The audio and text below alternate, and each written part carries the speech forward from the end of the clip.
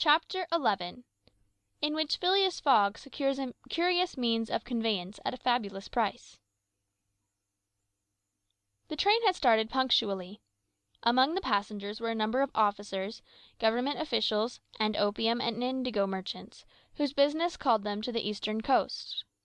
Passepartout rode in the same carriage with his master, and a third passenger occupied a seat opposite to them. This was Sir Francis Cromarty, one of Mr. Fogg's whist partners on the Mongolia, now on his way to join his corps at Benares. Sir Francis was a tall, fair man of 50, who had greatly distinguished himself in the last Sepoy revolt. He made India his home, only paying brief visits to England at rare intervals, and was almost as familiar as a native with the customs, history, and character of India and its people. But Phileas Fogg, who was not travelling, but only describing a circumference, took no pains to inquire into these subjects. He was a solid body, traversing an orbit around the terrestrial globe, according to the laws of rational mechanics. He was at this moment calculating in his mind the number of hours spent since his departure from London, and, had it been in his nature to make a useless demonstration, would have rubbed his hands for satisfaction. Sir Francis Cromarty had observed the oddity of his travelling companion, although the only opportunity he had for studying him had been while he was dealing the cards and between two rubbers, and questioned himself whether a human heart really beat beneath this cold exterior, and whether Phileas Fogg had any sense of the beauties of nature. The brigadier general was free to mentally confess that, of all the eccentric persons he had ever met, none was comparable to this product of the exact sciences. Phileas Fogg had not concealed from Sir Francis his design of going round the world, nor the circumstances under which he set out, and the general only saw in the wager a useless eccentricity and a lack of sound common sense. In the way this strange gentleman was going on, he would leave the world without having done any good to himself or anybody else. An hour after leaving Bombay, the train had passed the viaducts and the island of Salsette, and had got into the open country. At Calian they reached the junction of the branch line which descends towards south-eastern India by Kandala and Poona, and passing Palwel, they entered the defiles of the mountains, with their basalt bases, and their summits crowned with thick and verdant forests. Phileas Fogg and Sir Francis Cromarty exchanged a few words from time to time, and now Sir Francis, reviving the conversation, observed, "Some years ago, Mr. Fogg, you would have met with a delay at this point which would probably have lost you your wager." "How so, Sir Francis?" "Because the railway stopped at the base of these mountains, which the passengers were obliged to cross in palanquins or on ponies to Kandala, on the other side." "Such a delay would not have deranged my plans in the least," said Mr. Fogg. "I have constantly foreseen the likelihood of certain obstacles." "But, Mr. Fogg," pursued Sir Francis, "you run the risk of having some difficulty about this worthy fellow's adventure at the pagoda." Passepartout, his feet comfortably wrapped in his travelling blanket, was sound asleep, and did not dream that anybody was talking about him. "The government is very severe upon that kind of offence. It takes particular care that the religious customs of the Indians should be respected, and if your servant were caught—" "Very well, Sir Francis," replied Mr. Fogg. "If he had been caught he would have been condemned and punished, and then would have quietly returned to Europe. I don't see how this affair could have delayed his master." The conversation fell again. During the night the train left the mountains behind, and passed Nassic, and the next day proceeded over the flat, well-cultivated country of the Khandish, with its straggling villages, above which rose the minarets of the pagodas. This fertile territory is watered by numerous small rivers and limpid streams, mostly tributaries of the Godavery. Passepartout, on waking and looking out, could not realize that he was actually crossing India in a railway train. The locomotive, guided by an English engineer and fed with English coal, threw out its smoke upon cotton, coffee, nutmeg, clove, and pepper plantation, while the steam curled in spirals round groups of palm trees, in the midst of which were seen picturesque bungalows, viharis, sort of abandoned monasteries, and marvellous temples enriched by the exhaustless ornamentation of Indian architecture. Then they came upon vast tracts extending to the horizon, with jungles inhabited by snakes and tigers, which fled at the noise of the train, succeeded by forests penetrated by the railway, and still haunted by elephants which, with pensive eyes, gazed at the train as it passed. The travellers crossed, beyond Milagam, the fatal country so often stained with blood by the sectaries of the goddess Kali. Not far off rose Elora, with its graceful pagodas, and the famous Aurungabad, capital of the ferocious Aurangzeb, now the chief town of one of the detached provinces of the kingdom of the Nizam. It was thereabouts that Feringhea, the Thuggee chief, king of the stranglers, held his sway. These ruffians, united by a secret bond, strangled victims of every age in honour of the goddess Death, without ever shedding blood. There was a period when this part of the country could scarcely be travelled over without corpses being found in every direction. The English government has succeeded in greatly diminishing these murders, though the Thuggees still exist, and pursue the exercise of their horrible rites. At 12:30 the train stopped at Burhampur, where Passepartout was able to purchase some Indian slippers, ornamented with false pearls, in which, with evident vanity, he proceeded to encase his feet. The travellers made a hasty breakfast and started off for Assergur, after skirting for a little the banks of the river Tapti, which empties into the Gulf of Cambrai, near Surat. Passepartout was now plunged into an absorbing reverie. Up to his arrival at Bombay he had entertained hopes that their journey would end there; but, now that they were plainly whirling across India at full speed, a sudden change had come over the spirit of his dreams. His old vagabond nature returned to him. The fantastic ideas of his youth once more took possession of him. He came to regard his master's project as intended in good earnest, believed in the reality of the bet, and therefore in the tour of the world and the necessity of making it without fail within the designated period. Already he began to worry about possible delays, and the accidents which might happen on the way. He recognised himself as being personally interested in the wager, and trembled at the thought that he might have been the means of losing it by his unpardonable folly of the night before.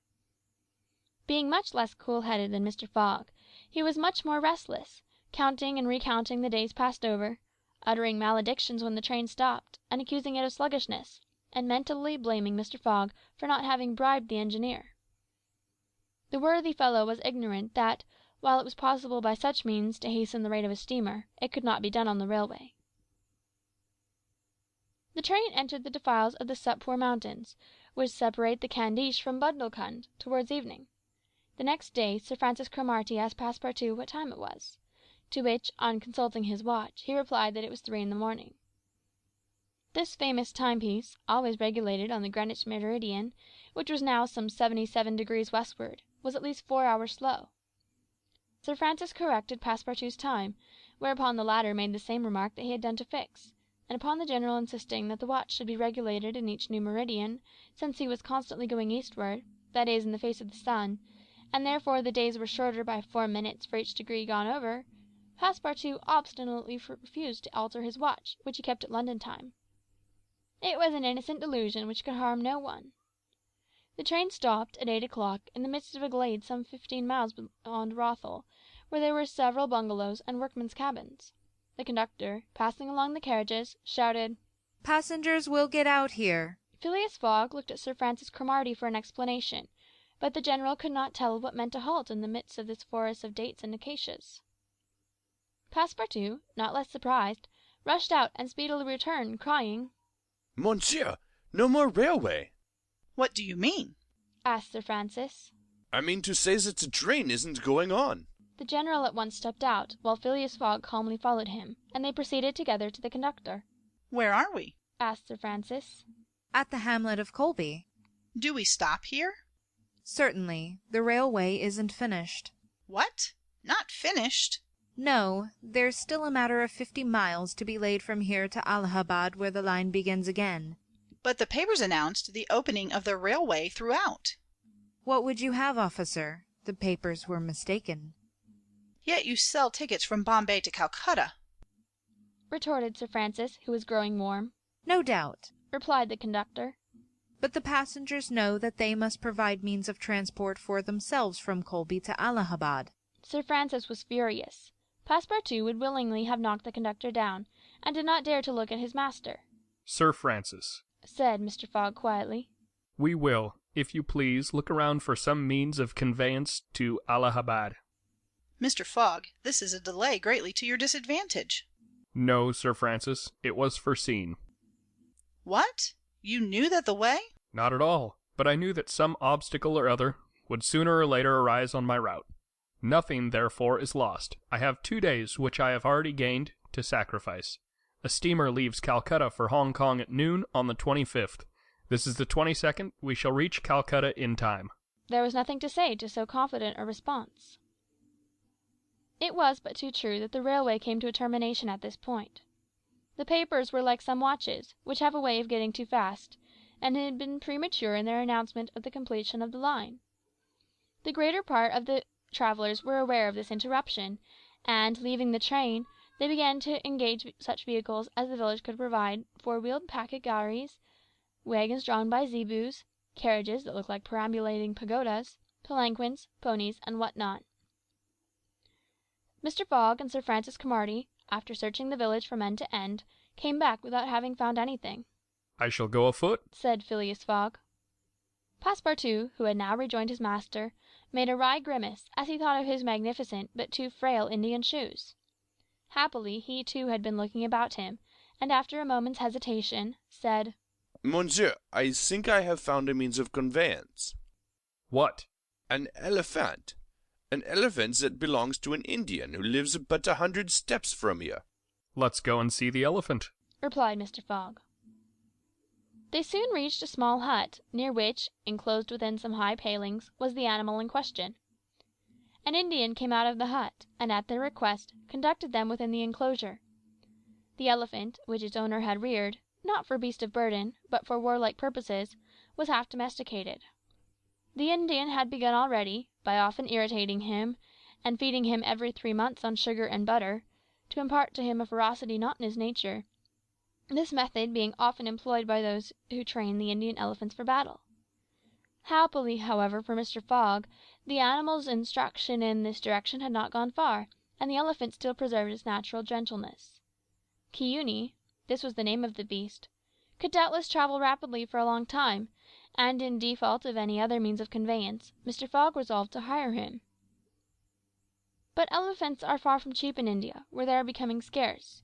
The males, which alone are suitable for circus shows, are much sought, especially as but few of them are domesticated. When, therefore, Mr. Fogg proposed to the Indian to hire Kiuni, he refused point blank. Mr. Fogg persisted, offering the excessive sum of £10 an hour for the loan of the beast to Allahabad. Refused. £20? Refused also. £40? Still refused. Passepartout jumped at each advance, but the Indian declined to be tempted. Yet the offer was a luring one, for supposing it took the elephant 15 hours to reach Allahabad, his owner would receive no less than £600 sterling. Phileas Fogg, without getting in the least flurried, then proposed to purchase the animal outright, and at first offered £1,000 for him. The Indian, perhaps thinking he was going to make a great bargain, still refused. Sir Francis Cromarty took Mr. Fogg aside, and begged him to reflect before he went any farther, to which that gentleman replied that he was not in the habit of acting rashly, that a bet of £20,000 was at stake, that the elephant was absolutely necessary to him, and that he would secure him if he had to pay 20 times his value. Returning to the Indian, whose small, sharp eyes, glistening with avarice, betrayed that with him it was only a question of how great a price he could obtain. Mr. Fogg first offered 1,200, then 1,500, 1,800, £2,000. Passepartout, usually so rubicund, was fairly white with his suspense. At £2,000 the Indian yielded. "What a price! Good heavens!" cried Passepartout. "For an elephant!" It only remained now to find a guide, which was comparatively easy. A young Parsee, with an intelligent face, offered his services, which Mr. Fogg accepted, promising so generous a reward as to materially stimulate his zeal. The elephant was led out and equipped. The Parsee, who was an accomplished elephant driver, covered his back with a sort of saddle cloth, and attached to each of his flanks some curiously uncomfortable howdahs. Phileas Fogg paid the Indian with some bank notes that he extracted from the famous carpet bag, a proceeding that seemed to deprive poor Passepartout of his vitals. Then he offered to carry Sir Francis to Allahabad, which the brigadier gratefully accepted, as one traveller the more would not be likely to fatigue the gigantic beast.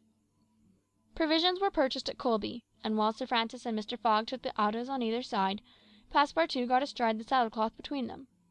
The Parsee perched himself on the elephant's neck, and at 9 o'clock they set out from the village, the animal marching off through the dense forest of palms by the shortest cut. Chapter 11.